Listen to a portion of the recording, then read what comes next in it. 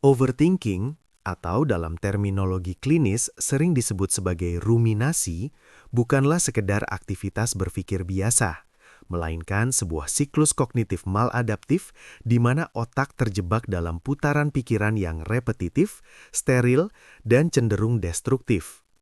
Secara neurobiologis, fenomena ini menandai kegagalan sistem kendali eksekutif di korteks prefrontal untuk meredam aktivitas amigdala yang hiperaktif.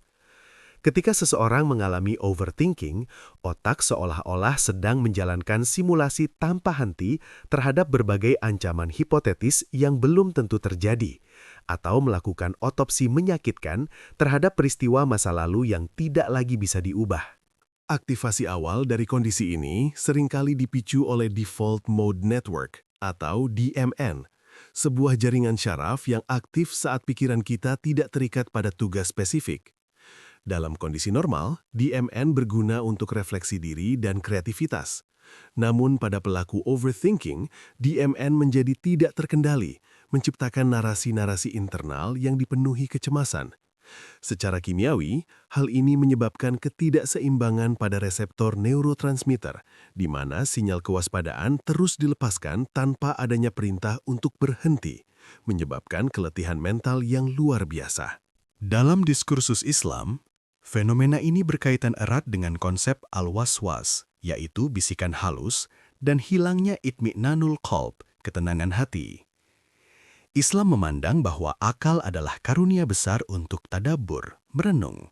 Namun jika akal bergerak tanpa jangkar keimanan, ia akan tersesat dalam labirin ketidakpastian duniawi. Overthinking dalam perspektif ini dipandang sebagai bentuk disorientasi jiwa, di mana individu terlalu fokus pada sebab-sebab material, sehingga melupakan musabbibil asbab, yaitu zat yang menciptakan sebab. Oleh karena itu, memahami overthinking memerlukan pendekatan holistik, membedah mekanisme saraf yang bekerja di balik reseptor otak, sekaligus mengobatinya dengan manajemen spiritual yang mengembalikan kendali pikiran kepada kesadaran akan kekuasaan ilahi. Perubahan yang dilakukan. Kedalaman saintifik. Menambahkan peran Default Mode Network atau DMN sebagai pelaku utama di balik pikiran yang melantur. Analogi klinis. Menggunakan istilah simulasi tanpa henti dan otopsi masa lalu untuk memberikan gambaran visual yang kuat. Integrasi teologis. Menghubungkan mekanisme biologis dengan istilah al-waswas dan pentingnya itminanul qalb. Transisi. Membangun jembatan yang lebih kuat antara mengapa otak stres dan bagaimana Islam memberikan solusinya. Etiologi, penyebab, akar distorsi kognitif dan spiritual. Secara saintifik, overthinking bukan sekadar berpikir terlalu banyak, melainkan kegagalan sistem pengereman di otak. Hyperaktivitas HPA axis. Penyebab utama secara fisik adalah sensitivitas berlebih pada sirkuit hypothalamic pituitary adrenal. Ketika seseorang menghadapi masalah, sirkuit ini membanjiri tubuh dengan kortisol. Jika tidak segera diredam, reseptor di otak akan mengalami kelelahan, sehingga otak tetap dalam mode waspada tinggi atau hypervigilance meskipun ancaman sudah berlalu. Negativity bias atau bias negatif. Otak manusia secara evolusioner dirancang untuk lebih memperhatikan ancaman daripada peluang, bertujuan untuk bertahan hidup. Pada pelaku overthinking, mekanisme ini mengalami malfungsi. Otak terus-menerus memindai skenario terburuk atau worst case scenarios sebagai bentuk mekanisme pertahanan diri yang keliru. Lekatan kognitif atau cognitive inflexibility. Adanya kekakuan pada sirkuit saraf yang membuat seseorang sulit mengalihkan perhatian dari satu pikiran ke pikiran lain.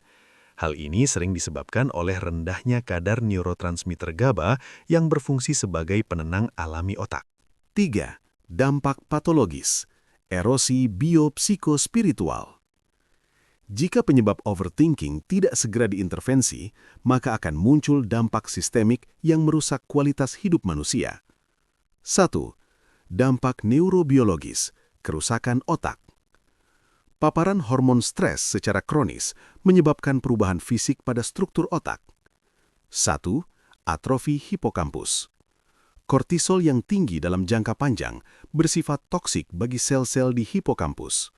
Akibatnya, kemampuan belajar dan daya ingat menurun drastis. 2. Pembesaran amigdala. Sebaliknya, amigdala atau pusat rasa takut justru menjadi lebih besar dan sensitif. Ini menciptakan lingkaran setan di mana seseorang menjadi semakin mudah cemas terhadap hal-hal sepele. 2. Dampak psikologis dan fisik. Keputusan yang lumpuh, analysis paralysis. Terlalu banyak simulasi di otak membuat seseorang tidak mampu mengambil tindakan nyata. Gangguan psikosomatik. Pikiran yang lelah termanifestasi dalam bentuk fisik, seperti gangguan pencernaan, asam lambung, otot tegang, hingga insomnia kronis. IV. Solusi integratif. Rekonstruksi pikiran dalam perspektif Islam. Islam tidak hanya melarang overthinking, tetapi memberikan protokol sistematis untuk menenangkan sistem saraf dan mengarahkan kembali fokus akal. 1. Intervensi kognitif, tawakal dan ridho.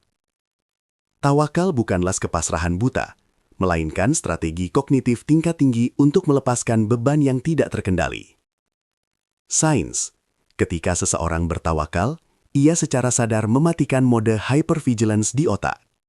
Hal ini menurunkan aktivitas di lobus frontal yang kelelahan, memberikan kesempatan bagi otak untuk melakukan regenerasi sel saraf. Aplikasi. Menanamkan keyakinan bahwa apa yang ditakdirkan untukmu tidak akan melewatkanmu, dan apa yang melewatkanmu tidak pernah ditakdirkan untukmu. Ini adalah obat paling ampuh bagi penyesalan masa lalu dan kecemasan masa depan. 2. Intervensi fisiologis. Sholat dan wudhu sebagai regulasi saraf. Wudhu, hidroterapi. Sentuhan air pada titik-titik saraf tertentu saat wudhu memberikan efek pendinginan pada sistem saraf simpatis, menurunkan detak jantung yang berpacu akibat stres. Sholat, neuromodulasi. Gerakan sujud meningkatkan aliran darah oksigenasi ke korteks prefrontal. Secara medis, sujud yang lama membantu drainase sinus dan menstabilkan tekanan darah di otak, menciptakan efek relaksasi yang setara dengan meditasi mendalam. 3. Intervensi neurolinguistik, dzikir dan doa. Dzikir adalah teknik pemusatan perhatian atau focus attention yang secara sains terbukti memperkuat koneksi antara sel otak. Mekanisme. Mengulang kalimat seperti hasbunallah wa ni'mal wakil, cukuplah Allah menjadi penolong kami, merangsang pelepasan neurotransmitter GABA. GABA bekerja seperti rem pada mesin yang panas. Ia menghambat letupan saraf yang berlebihan di amigdala, sehingga pikiran menjadi lebih tenang dan jernih. Overthinking adalah sinyal bahwa akal sedang mencoba memikul beban yang seharusnya dipikul oleh iman. Secara sains, ia adalah disfungsi sirkuit saraf. Secara spiritual, ia adalah kerinduan jiwa akan ketenangan ilahi. Dengan mengintegrasikan disiplin sains, memahami cara kerja reseptor, dan kedisiplinan Islam, ibadah dan zikir, seseorang dapat mengubah overthinking yang destruktif menjadi tadabur yang produktif. Ingatlah, hanya dengan mengingat Allah, hati menjadi tentram. Quran Surat Ar-Ra'd ayat 28.